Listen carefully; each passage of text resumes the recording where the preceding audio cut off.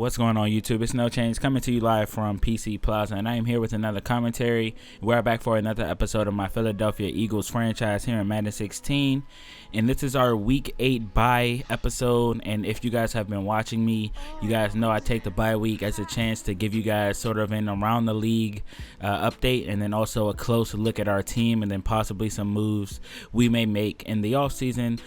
This is definitely one of my favorite episodes, so I get to explain, certain moves and address a few different things because I have a chance to talk to you guys.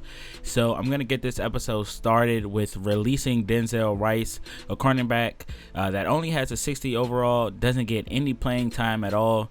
I like the play of our corners so far as our nickel and then under cornerbacks, because our top two cornerbacks haven't been playing too well because Byron Maxwell has been getting burnt. Thurman has had times where he's been burnt.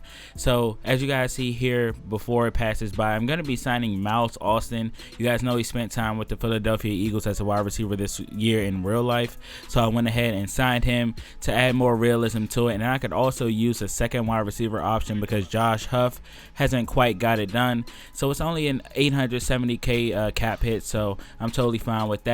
But here is another look at our injury report, and Sam Bradford will be returning after this bye week. So next week he's going to be thrown into a fire against our bitter division rival in the Dallas Cowboys. So he'll have some pressure to perform in that game. He played pretty well, if I'm not mistaken, versus them earlier in the year. I would have to take a look at those stats, but Sam Bradford has been playing pretty well before he went down. So a lot of people want to see Sam Bradford move on to a different team, or the Philadelphia Eagles move on to a different quarterback, but Sam Bradford hasn't been playing bad at all, and I'll show you guys his stats as well. But as you guys see here, we're on a 4-game win streak, and if you look at the margin of all of those victories, we have escaped some very tight games. So the first game we won by 6 in overtime, if you guys don't remember that. Then the Cowboys, we lost that game by 7 points, so we'll be looking to get revenge here in week 9 after the bye. But anyway, through 7 weeks, the Eagles are 5-2, which I'm completely okay with. We started 1-2. I thought this season was going to be a rough one, but we've pulled things together and pulled ourselves 3 games above 500. So things are looking good. But as far as the rest of the league, this looks really weird. The number 1 team in the league are the Jacksonville Jaguars. Behind them are the Dallas Cowboys. So they're playing very well. So this will be a tough game after the bye. And then here are the rest of the standings. You guys get to take a look at these. The teams that we've defeated, though, haven't been playing too well. The Panthers are only 3-3. The Falcons 3-4. So we've had some games where we've been bailed out by bad teams. There you see the Saints 2-5, but we've still struggled with these teams. So I'm excited to see, when we play these teams that are actually performing well, how things will go. We'll just have to wait and see on that. But the next thing we'll be taking a look at here, guys, before we get into the contracts and then the scouting and things like that, we're going to take a look at some stats. So the number 1 offense in the league are the Jacksonville Jaguars, but the Eagles are ranked 6th in that category in total offense, even with our backup quarterback RG3 taking the helm for a few weeks. We're still in the top 10 in offense there. So that's quite an accomplishment for this offensive group. And one of the more interesting and impressive parts about that statistic is that this offense does not have a whole lot of talent. It's not like they have big stars. They have Zach Ertz, and then they also have Jordan Matthews, who has really played well so far, but not a whole lot of talent, and still able to perform at a high level, even with what some might call a subpar quarterback, but still able to perform there. So kudos to this offense. And then also here we're taking a look at who we need to re-sign. We have Vin Curry, Sam Bradford, Nolan Carroll, and Matt Tobin. And out of all of these guys, my highest priority right now is going to be Vinny Curry, only because our front seven has played particularly well and has been a bright spot of this defense. And I definitely want to keep that intact and move the least amount of pieces as I can, because the front seven has played well. It's just our secondary that may undergo some changes. But here's a look at my draft board. You guys see Julius Gibson, the #1 prospect on my draft board. Great wide receiver as far as his grades go.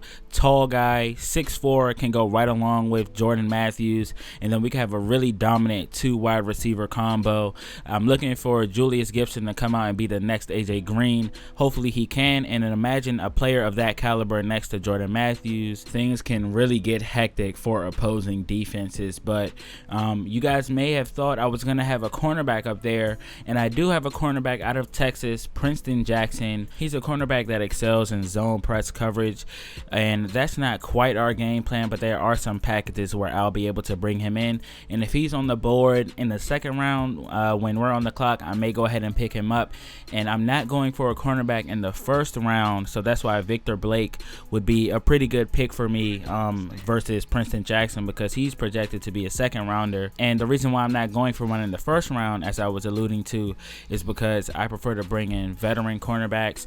I don't like for my cornerbacks to develop and wait for them to become that shutdown corner. I like going out and getting the guys that are proven and veterans who can add a level of experience to our secondary, which is what we need, honestly. And I know this was like a pretty scrambled look at my draft board, but I definitely will be going more in depth with it and showing you guys a position by position breakdown and possibly a future video. So leave a comment and let me know if you guys want to see a standalone episode with my scouting, or possibly even a live stream with some of my scouting. But moving forward, guys, we're taking another look at our team stats. This time we're on the defensive side of the ball. I'm not sure why I broke up these portions of the video. Sorry about that, guys. But nonetheless, the Eagles are ranked #2 in total defense, and I know you guys are surprised just like I am, and I'm sure that has everything to do with our ability to stop the run, because we've been getting torched through the air. So our defense, our front seven, and stopping the run definitely makes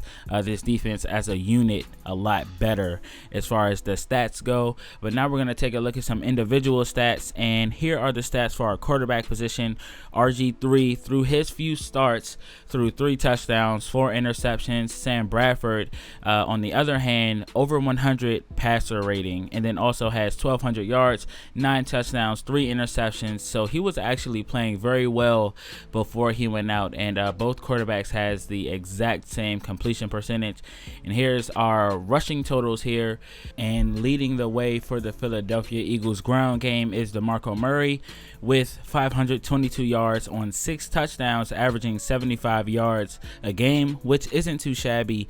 And then RG3 actually out rushing everybody other than DeMarco Murray with 121 rushing yards. So now we're taking a look at our receiving totals. #1 in receiving yards is Zach Ertz. He's been an absolute beast for us so far.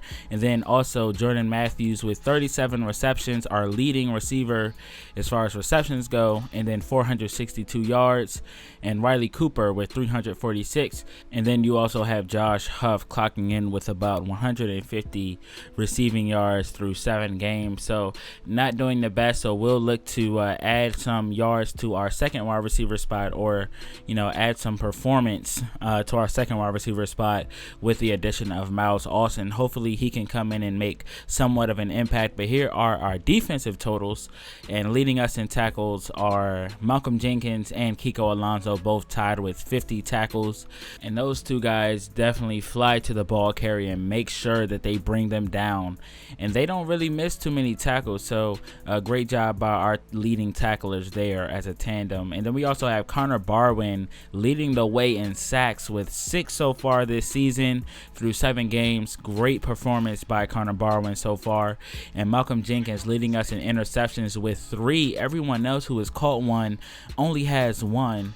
So great performance by him there. So Malcolm Jenkins is definitely looking like the MVP of this defense. And Kiko Alonso with 14 tackles for loss.